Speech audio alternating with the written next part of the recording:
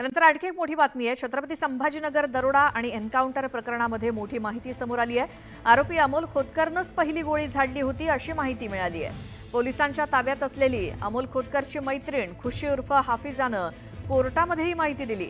एन्काउंटरच्या दिवशी अमोल खोतकरनं पहिली गोळी झाडली, त्यानंतर पोलिसांनी गोळीबार केला अशी कबुली तिनं कोर्टात दिली। एन्काउंटरच्या वेळी खुशी अमोल सोबत त्याच गाडीमध्ये होती। तर अमोल खोतकरचा एन्काउंटर करण्यात आला। या संदर्भात अमोल खोतकरच्या घरच्यांनी बरेचसे आरोप पोलिसांवरती केलेले होते। मात्र आता अमोल खोतकरची जी मैत्रीण त्या प्रसंगावेळी त्याच्या सोबत गाडीत होती, तिनं न्यायालयामध्ये दिलेला हा जबाब। अमोल खोतकरनंच पहिली गोळी झाडली होती अशी माहिती अमोल खोतकरची मैत्रीण खुशी उर्फ हाफिजानं कोर्टामध्ये दिली।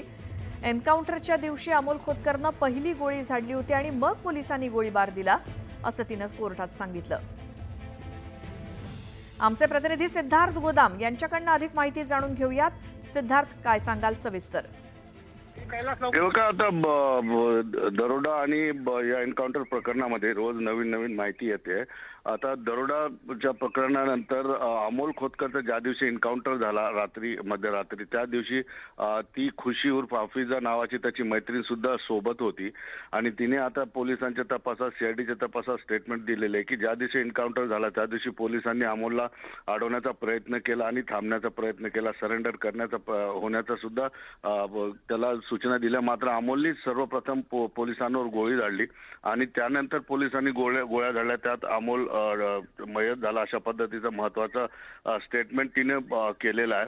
त्यामुळे पोलिसांच्या बाबतीत एन्काउंटर बद्दल जो प्रश्नचिन्ह होता तो सध्या तरी मागे पडेल। मात्र दुसरी महत्त्वाची गोष्ट अशी आहे की खुशीकडे सोन्याची माहिती किंवा खुशीकडे सोनं असू शकतं किंवा अमोल खोतकरनी सोनं दिलं कुणाकडे याची माहिती सुद्धा तिच्याकडे असू शकते।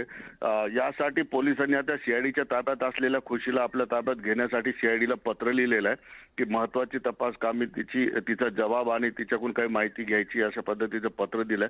सीआयडीने अजून खुशीचा ताबा जो आहे पोलिसांना दिलेला नाही। चोरीचा आणि दरोड्याचा तपास हे पूर्णपणे पोलीस करताय, मात्र एन्काउंटरचा तपास सीआयडी कडून केला जात आहे। दरोडा आणि एन्काउंटर दोन्ही समांतर तपास या ठिकाणी होतात। मात्र खुशीच्या या स्टेटमेंटमुळे जो काही प्रश्नचिन्ह निर्माण झाला होता, एन्काउंटरवर प्रश्न उपस्थित झाले होते ते मागे पडतील आणि दुसरी महत्त्वाची गोष्ट की खुशीमुळे सोनं मिळण्याची शक्यता आता निर्माण झाली।